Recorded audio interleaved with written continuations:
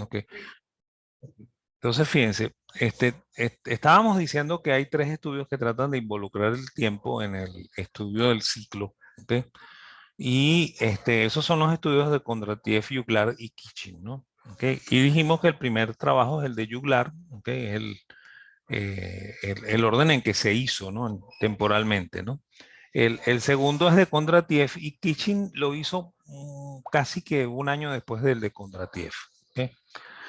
No había relación entre los tres, ¿no? Que no es que Juglar se le ocurrió y después vino Kondratiev y se lo copió, ¿ok? Y menos Kitchen, ¿ok? O sea, no hay ninguna cosa de esas, ¿no? ¿Ok? El, y los tres trabajan cosas distintas, ¿no? ¿Ok? En este momento no existe una medida del Producto Interno Bruto, ¿ok? Por lo cual no están midiendo el ciclo como movimiento del Producto Interno Bruto como lo vemos nosotros en el siglo XXI. ¿Okay? Este, eh, Sin embargo, vamos a empezar por el más largo, ¿no? El de plazo más largo, ¿no? Kondratiev, ¿okay? Que es era un ruso menchevique, ¿ok? Este, eh, Él estudió la producción agrícola rusa, ¿ok?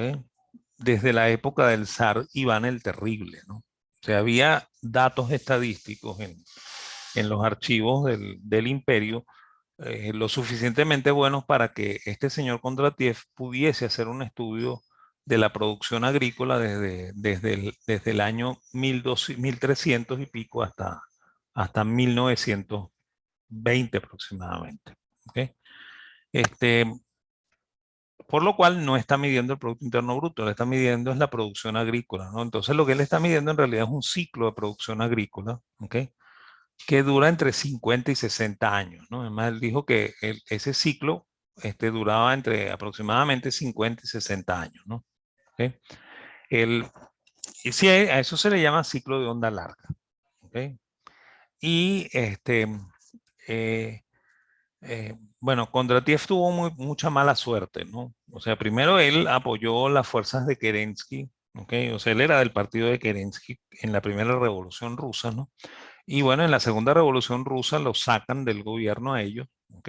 Y Kondratiev se va a la Universidad de Moscú a trabajar, ¿ok? A dar clases.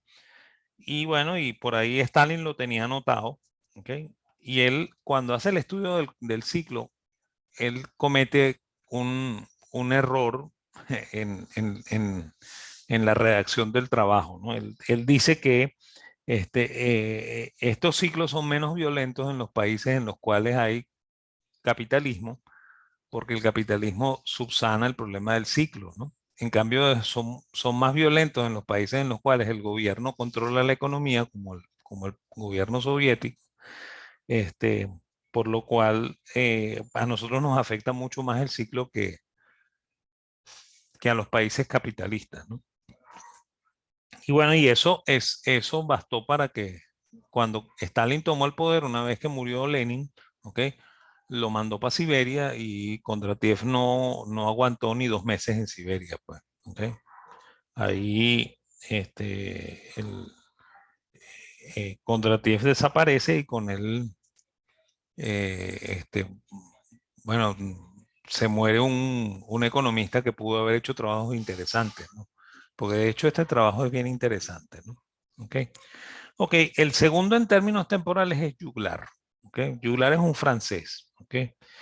Y resulta que en Francia, después de la Revolución Francesa, ¿ok? Había estadísticas lo suficientemente buenas del comercio de París, ¿ok? Como para hacer un trabajo, ¿no? Entonces Juglar tomó esas estadísticas, ¿ok? Y hizo un trabajo, por lo cual es en realidad lo que mide es la actividad comercial de las ventas en la ciudad de París, ¿ok? Eh, en el finales del siglo XVIII y hasta mediados del siglo XIX, porque el trabajo es de aproximadamente 1870, ¿no? ¿Sí? Entonces, ahí él descubre que la actividad comercial tiene un ciclo de 8 años y medio aproximadamente. ¿ok? Por eso se le llama ciclo de onda media. De nuevo, no está trabajando con el Producto Interno Bruto, sino que está trabajando con las ventas al detalle de la ciudad de París. ¿Ok? Ok, y el tercer estudio es el de Kitchen. ¿Ok? Y Kitchen es un británico, ¿ok? Que se le ocurrió estudiar la bolsa de valores británica, ¿no? ¿Ok? La bolsa de valores británica era una bolsa fundamentalmente de bonos, ¿ok? Pero bueno, esos bonos tenían periodos de crecimiento y periodos de recesión, ¿no? Y de hecho, él lo que mide es las operaciones bursátiles desde la fundación de la Bolsa de Londres, por ahí por 1600 y pico, hasta inicios del siglo XX, ¿no? Y entonces él encuentra que hay un ciclo que a veces más, a veces menos, dura 40 meses, ¿ok? Que es más o menos un ciclo bursátil, ¿no? ¿Ok? Entonces eso es lo que ellos estudiaron, ¿no? A veces dicen que es que estudiaron el ciclo económico, ¿no? Y hay que aclarar bien que en realidad no estudiaron el ciclo económico en general, sino que estudiaron cosas muy puntuales, ¿no? ¿Ok? Y bueno, el ciclo no fue del interés de los clásicos, ¿ok? O sea, uno no escucha del ciclo con Smith, ¿no? Y de hecho a Smith le parece que la economía de aquí en adelante no va a caer más nunca, sino que va a haber un periodo de eterno crecimiento, ¿no? Así es como se lo imagina Smith, porque era un tipo terriblemente optimista, ¿no? ¿Ok? Este, eh, Ricardo era un poco más pesimista, ¿no? ¿Ok? No tanto como Malthus, pero un poco más pesimista, ¿no? Pero él no, no tuvo una teoría del ciclo, sin embargo, él sí afirmaba que el, los problemas de población, ¿ok? Podían llevarnos a una situación de crisis insostenible, ¿no? Que es lo mismo que se plantea Malthus. ¿Ok? Y bueno, y eso es lo que asumen Marx y Engels, ¿no? Esa teoría, ellos tratan de explicarla y tratan de hacernos entender de que así es como funciona la economía capitalista, y la economía capitalista, según ellos, va a desaparecer en un ciclo, ¿no? En una recesión. ¿Ok? Bueno, y de hecho esa es la razón por la cual en el 29, cuando hubo la crisis del 29, y antes de eso, en 1783, cuando hubo la antigua Gran Recesión, ¿ok? Que llamaron antigua la Gran Recesión en 1873, ¿ok? este, los marxistas siempre anunciaban que esa era la crisis final del capitalismo, que ahorita sí ya se iba a acabar el capitalismo, ¿ok? Que cuenten con que eso se acabó, ¿ok? En el 29 pasa lo mismo, ¿ok? Y así una tras otra, todas las crisis han pasado lo mismo, ¿no? Y de hecho, la última crisis, que es la del 2008, ¿ok? Este, los marxistas también gritaban a voz en cuello que ya se acabó el capitalismo, ¿no? Ahorita sí se acabó el capitalismo y va a comenzar el socialismo, ¿no? Porque es que ellos creen en la profecía marxista, ¿no? ¿Ok? Porque eso en realidad es más religión que, que ciencia, ¿no? Y es una profecía, pues, ¿ok? Una profecía apocalíptica, ¿ok? Entonces, bueno, el, uno de los que habían estudiado el ciclo eran unos norteamericanos, ¿ok? William Truman Foster y Wadil Kachin, ¿ok? Que a inicios del siglo XX planteaban una teoría del subconsumo, ¿no? ¿Ok? Ellos decían que el ciclo, igual que pensaba Marx, se originaba en un problema de consumo, ¿no? O sea, que la crisis arrancaba porque se caía el consumo. ¿Ok?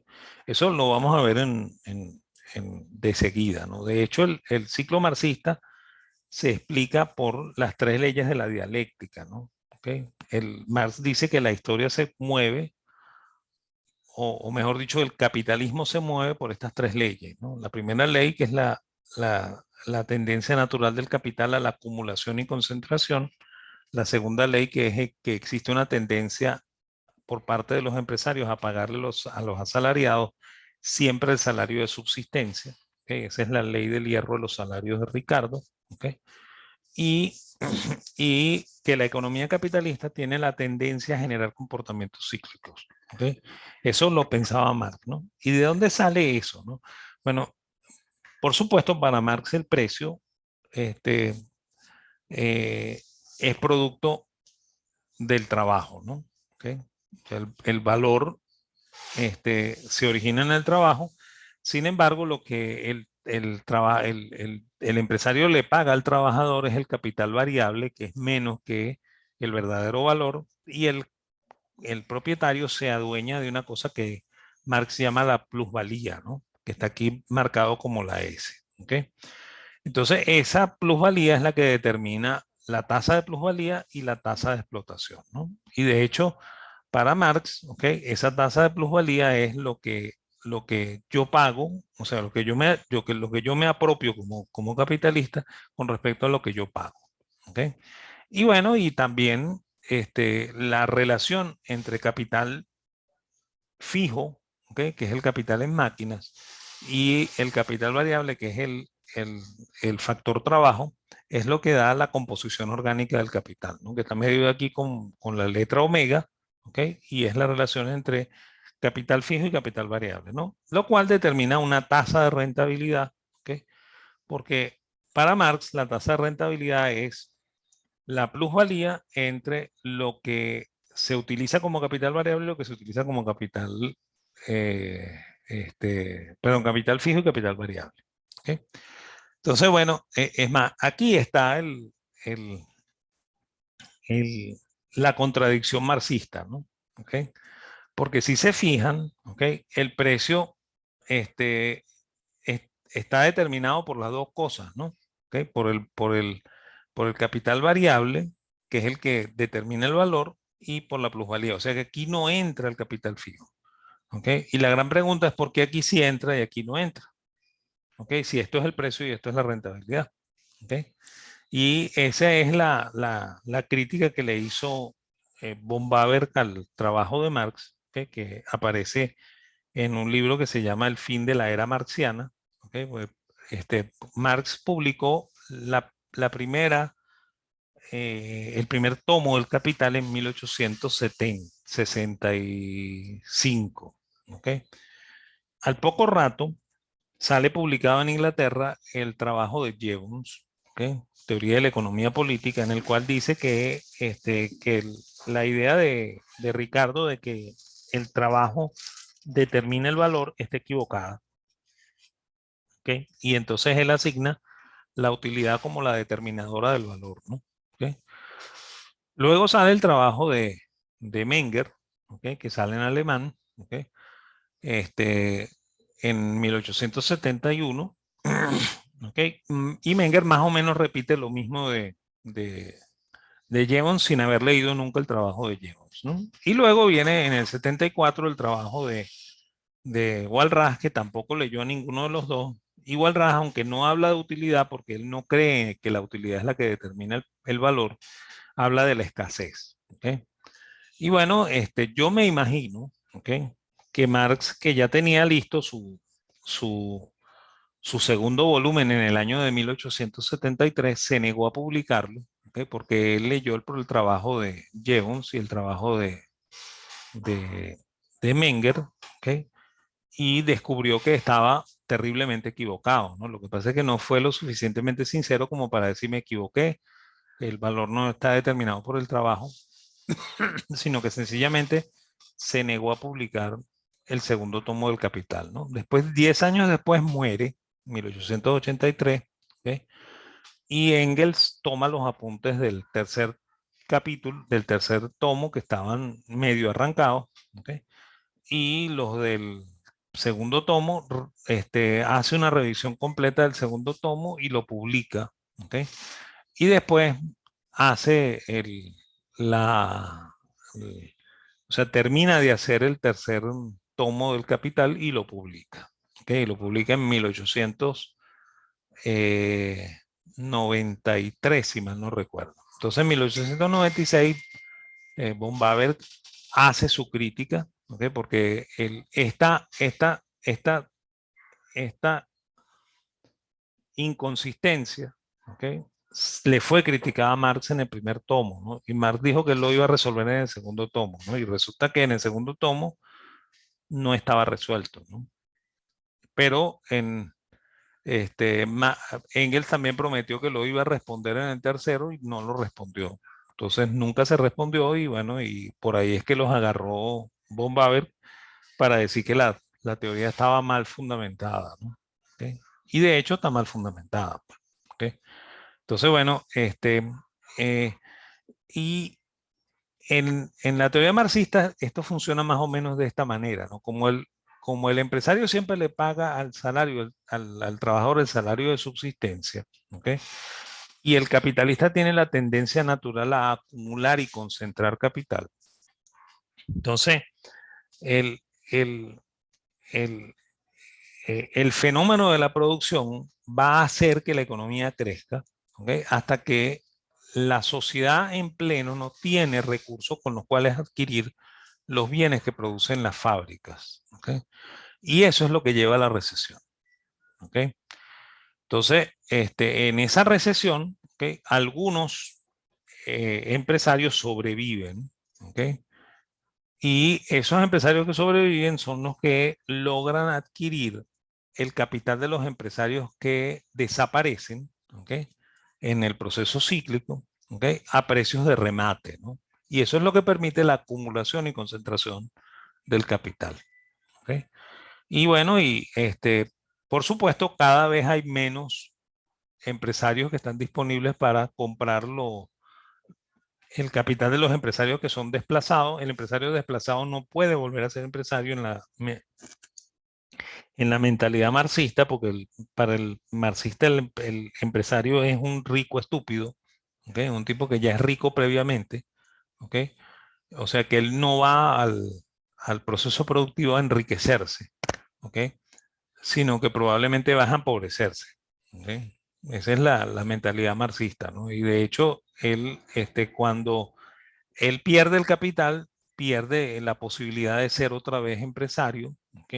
Y esa posibilidad le queda al empresario sobreviviente, que también es un estúpido más, pues, o sea, no es un individuo inteligente que es capaz de salir de, de un problema personal de situación económica compleja, ¿no?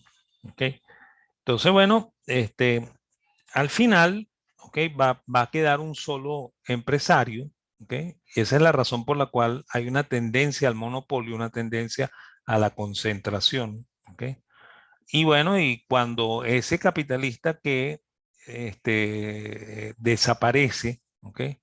No tiene un nuevo capitalista que entre al mercado a adquirir su capital a precio de liquidación, ¿ok? Y que se quede con el monopolio, ¿ok?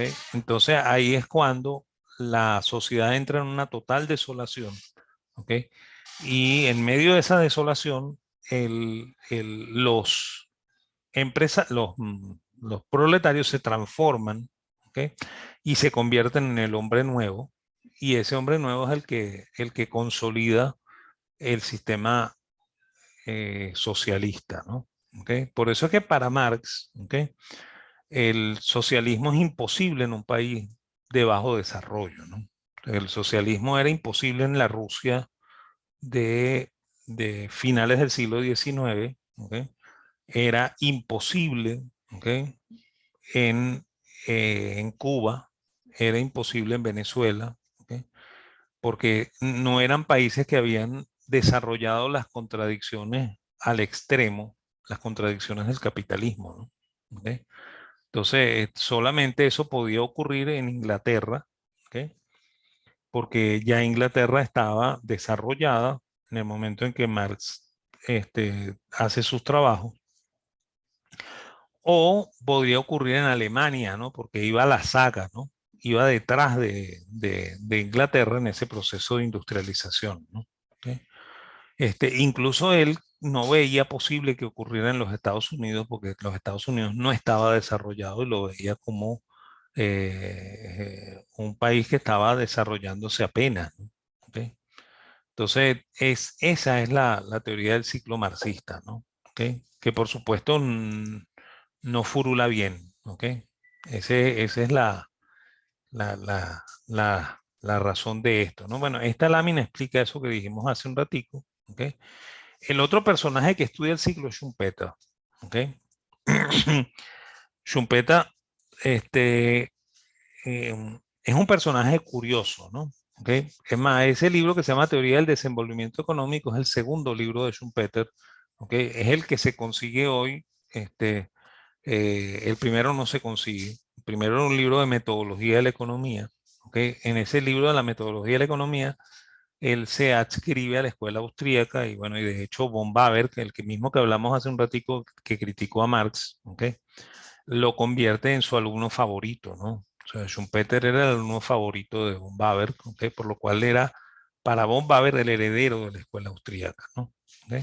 Sin embargo, Schumpeter ya en la teoría del desenvolvimiento económico está mostrando que no es verdaderamente austríaco, ¿no? Y la teoría de la destrucción creativa, ¿ok? Que él asume en ese libro, ¿ok? Es de Sombart, igual que la concepción del empresario es de Sombart, ¿no? O sea que es una concepción eminentemente historicista, ¿no? Entonces en ese libro, él está empezando a dar muestras de que él no es verdaderamente austríaco, ¿no? ¿Ok? Es más, sin embargo, von Haber todavía en 1911 lo consideraba miembro de la escuela, ¿ok? Entonces, Schumpeter cree que el ciclo se genera por las innovaciones, ¿ok? La innovación es la que crea el crecimiento y la etapa expansiva del ciclo, ¿no? Y eso ocurre por una creación de un desequilibrio, ¿no? O sea, la destrucción creativa destruye el equilibrio, ¿ok? Y genera ganancias extraordinarias para el poseedor de la innovación, ¿no? El innovador comienza a adquirir ganancias monopolísticas, ¿ok? Y sus competidores comienzan a tratar de averiguar de dónde vienen las ganancias monopolísticas de este empresario líder, ¿ok? Y ellos van a ir a la saga de él tratando de descubrir la innovación, ¿no? En la medida en la que ellos descubren la innovación, ¿ok? Entonces el desequilibrio desaparece, ¿ok? Volvemos a una situación de equilibrio en el cual toda la, o sea, el ingreso es exactamente igual a los costos, por lo cual no hay beneficio, ¿ok? Y eso es la recesión, ¿ok? En la mente de Schumpeter, ¿no? ¿Ok? Y bueno, cuando eso ocurre, ¿ok? Es porque la innovación se ha descubierto y se ha masificado, ¿ok? Y bueno, y cuando se está desarrollando la recesión, entonces el mismo innovador anterior o un innovador nuevo, ¿ok? Inventa una nueva innovación, ¿ok? Y arranca un nuevo ciclo, ¿ok? Esa es la teoría del ciclo schumpeteriana, ¿no? ¿Ok? Y además, bueno, Schumpeter toma el ciclo de Kondratiev, el de Juglar y el de Kitchin y dice que esos tres ciclos van juntos con el ciclo de él, ¿no? O sea que el ciclo de él todavía es más largo que el de Kondratiev, ¿ok? Porque en su ciclo, ¿ok? Se puede presentar uno o dos ciclos de Kondratiev, ¿ok? Se pueden presentar, bueno, digámoslo así, 100 ciclos de Juglar, ¿ok? Y se pueden presentar probablemente 1000 ciclos de Kitchin, ¿no? ¿Ok? Durante ese largo ciclo de Schumpeter, ¿no? ¿Ok? Yo no estoy muy seguro de que esa teoría sea efectiva, ¿ok? Yo creo que ahí Schumpeter no la tiene, ¿no? O sea, no creo que esa teoría sea la adecuada. Sin embargo, esa teoría tiene su público, ¿no? O sea, hay mucha gente que le parece interesante la teoría de la innovación y la teoría del ciclo schumpeteriana, ¿no? ¿Ok? Yo no estoy muy conforme con esa teoría, ¿no? Sin embargo, me parece mucho mejor que la keynesiana, ¿no? ¿Ok? Es más, yo siempre, cuando doy clases de historia del pensamiento económico, aquí, cuando hablo de Schumpeter, lanzo una maldición, ¿no? Y les digo a los alumnos que hoy en día a todo el mundo le gusta Keynes, ¿ok? Y Keynes tiene muchísima popularidad, ¿no? Pero la popularidad de Schumpeter ha ido increciendo, ¿no? O sea, cada vez hay más schumpeterianos, ¿no? ¿Ve? Y yo creo que, que la tendencia es a que Schumpeter suplante a Keynes, ¿ok? Y, y bueno, creo que esa va a ser la tendencia en el tiempo, ¿no? Y yo siempre digo que yo me voy a morir y eso va a pasar, ¿no? ¿Ok? Y que lo único es que igualito los que siguen a Schumpeter van a estar tan equivocados como los que siguen a Keynes, ¿ok? Por lo menos van a ser un poquito más economistas porque Schumpeter lo era, ¿ok? Pero no van a estar exentos de estar equivocados, ¿ok? Entonces, esa es la teoría de Schumpeter del ciclo, ¿no? Y hay una teoría keynesiana del ciclo, ¿no? El, em, cuando se da el conflicto entre Hayek y Keynes, ¿ok? Este, eh, que ocurre en el segundo libro de Keynes, ¿no? O sea, Keynes había escrito, bueno, Keynes había escrito muchos libros, ¿no? Las consecuencias económicas de la paz no es un libro de economía, sino que más bien es un libro de crítica política, ¿no? ¿Okay? El primer libro de economía propiamente dicho de Keynes, y ojo que Keynes nació en 1883, ¿no? ¿Okay? Su primer libro de economía propiamente dicho es de 1923, ¿no? O sea que ya Keynes tenía 40 años, ¿no? O sea que no es un, ¿cómo se llama? No es un joven economista, sino que es un señor ya maduro, ¿no? ¿Okay?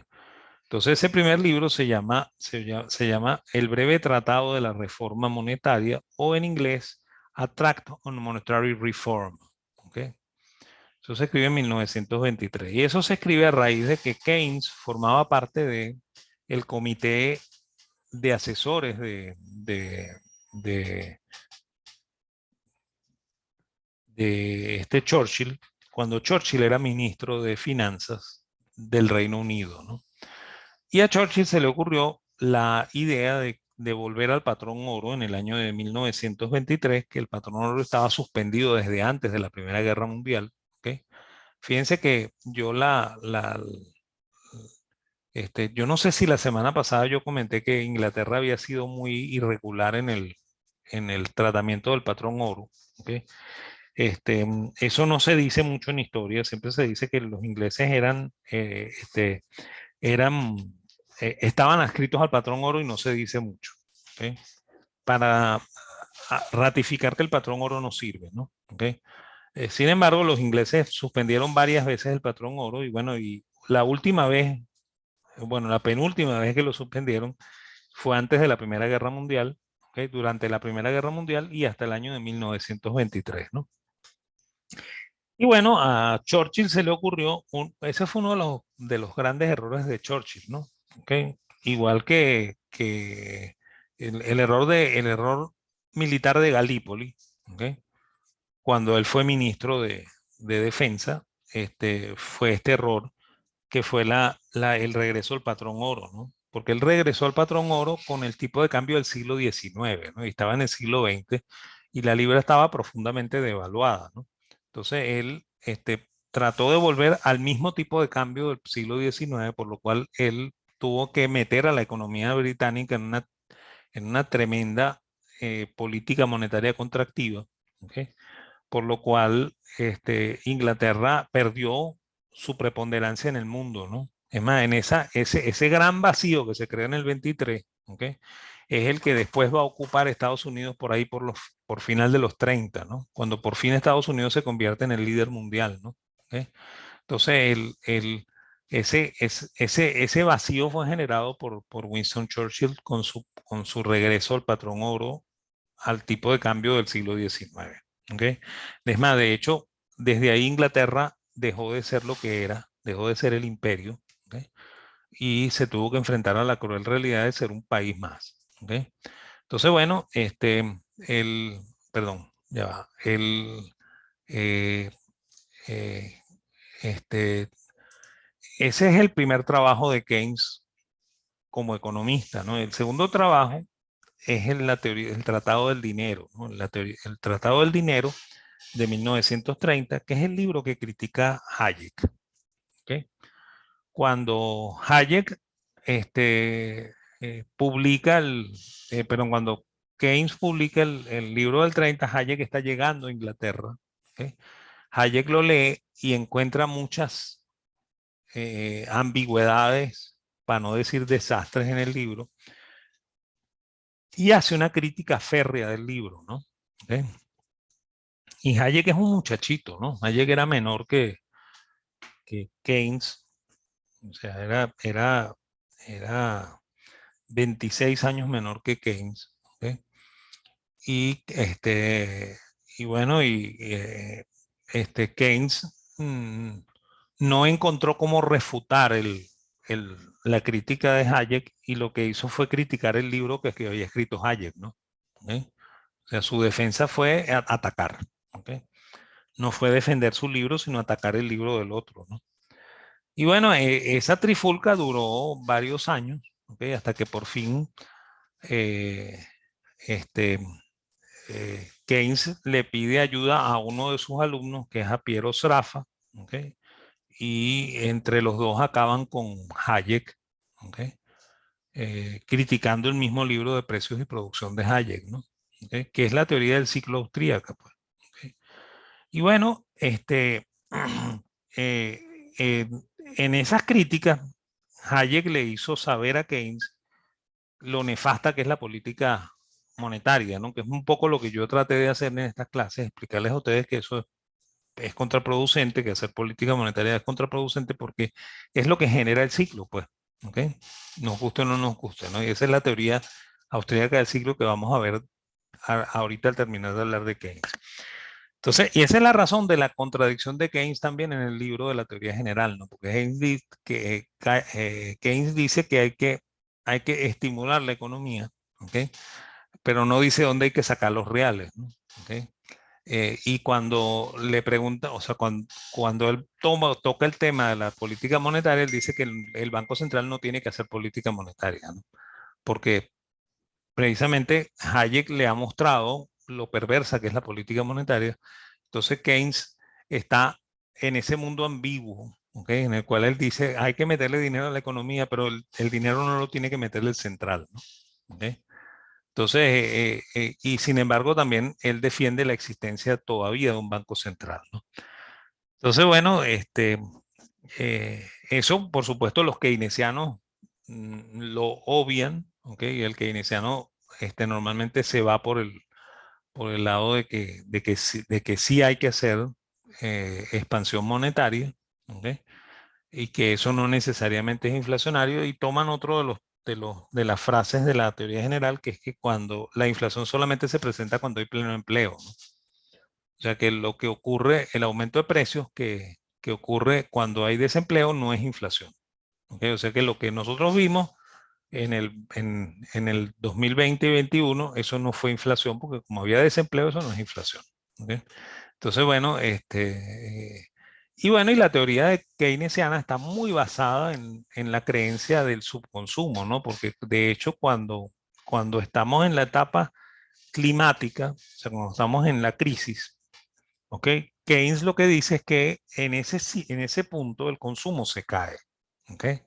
Y entonces hay que estimular el consumo. Ahí es donde el gobierno tiene que gastar, ¿ok? Para suplir lo que los individuos no hacen, ¿no? Que es consumir, que es lo que nos mete en la recesión, ¿ok? Y por eso es que Keynes también asocia esa caída en el consumo con un aumento en el ahorro, ¿no? Y entonces él habla de lo perjudicial del ahorro, ¿ok? Porque él cree que ese ahorro crece por la caída del consumo, ¿ok? Entonces, esa más o menos es la teoría keynesiana del ciclo, que está en ciernes, no está claramente definida, ¿ok? Y hay en la academia otra teoría del ciclo, que es la teoría de los ciclos reales, que se parece un poco a la teoría austríaca, ¿no? ¿Ok? Este, la hacen Kirtland y Prescott, ¿ok? De hecho, ellos son los que crean el filtro econométrico ese con el cual se estudian los ciclos, ¿ok? Y bueno, y ellos hacen tres trabajos, uno en el 82, uno en el 90 y uno en el 95, ¿ok? Y ellos estudian es la fluctuación de la demanda agregada, ¿no? ¿Ok? Y ellos creen que la etapa expansiva es producida por un choque favorable en la tecnología, ¿okay? Donde el producto aumenta, la demanda de trabajo se expande, el salario real se eleva, ¿okay? Y todo eso ocurre de manera muy feliz hasta que ocurre una acumulación excesiva de capital, ¿okay? Que es la que genera la recesión, ¿okay? Eso es así es como lo ven Kitlan y Prescott, ¿okay? En la teoría de los ciclos reales, ¿no? ¿Okay? Como les digo, esto se parece un poco a la teoría austríaca, ¿no? ¿Okay? Y la teoría austríaca es un poco más vieja, ¿no? Incluso más vieja que la teoría keynesiana, ¿no? ¿Okay? Es más, la teoría austríaca aparece por primera vez en el libro de el que se llama el Tratado del Dinero y el Crédito en castellano, que en realidad se llama el Tratado del Dinero y los Medios Fiduciarios, ¿okay? De Mises, ¿okay? Y después aparece con mucho detalle en las conferencias que forman parte del libro de Hayek, que se llama Precios y Producción, ¿okay? Y bueno, y eso parte de una teoría de uno de los discípulos de Menger, que no es austríaco, que es Knut Wicksell, ¿okay? Que es un sueco, ¿okay? Y Knut Wicksell era un personaje bien curioso que mezclaba un poco de Ricardo con un poco de von Baber y un poco de Malthus, ¿okay? Eh, este, o sea, ese popurrí de cosas era la teoría de Knut Wicksell, ¿no? Y Knut Wicksell escribió un libro que se llama la, la tasa de interés y el nivel general de precios. ¿Okay? Geld sind un gute Preise. ¿Okay? Se llama el libro, ¿no? Ese libro salió en sueco y en alemán, ¿okay? Pero nunca salió en castellano, sino hasta mucho más adelante. Pero nunca salió en inglés, sino mucho más adelante. Es más, de hecho, la traducción de Knut Wicksell al inglés la encarga Keynes, ¿okay? Porque Keynes cree que esa es la teoría que él debe adoptar, ¿no? ¿Okay? Y es más, de hecho, es la teoría que él adopta para la teoría, para el Tratado del Dinero, ¿okay? Y no entiende a Knut Wicksell, ¿okay? Y una de las críticas de Hayek es decirle a Keynes, mire, usted interpretó mal a Wicksell, Wicksell no dice eso, ¿okay? Entonces, Wicksell cree que él cree que es necesario un banco central, ¿okay? Pero él cree que el banco central afecta a la economía, ¿okay? En el sentido de que el banco central puede fijar la tasa por encima de la tasa natural de interés o por debajo de la tasa natural de interés, ¿no? Cuando la fija por encima, ¿okay? Entonces el banco central obliga a la recesión, ¿okay? Obliga a la caída de la economía. Y cuando el banco central la fija por debajo, entonces el banco central impulsa la recuperación económica. Okay, o sea que Bixel cree que sí debe existir banco central. Acuérdense que sueco, el primer banco central en términos prácticos es el Banco Central sueco. Okay. Y además de eso, él eh, creía que el Banco Central debía hacer política por fijación de tasas, ¿no? Okay, una cosa muy poco austríaca, por lo cual definitivamente Bixel no es austríaco. ¿Okay? Sin embargo, esa teoría de la tasa natural de interés le gusta a Mises y él la adopta. ¿Okay? Ya este video se va a parar, vamos a seguir un tercero y con ese terminamos la teoría del ciclo y, y- y hacemos las preguntas que toquen, ¿no? ¿Okay? Vamos a esperar que esto termine y arrancamos un tercer video.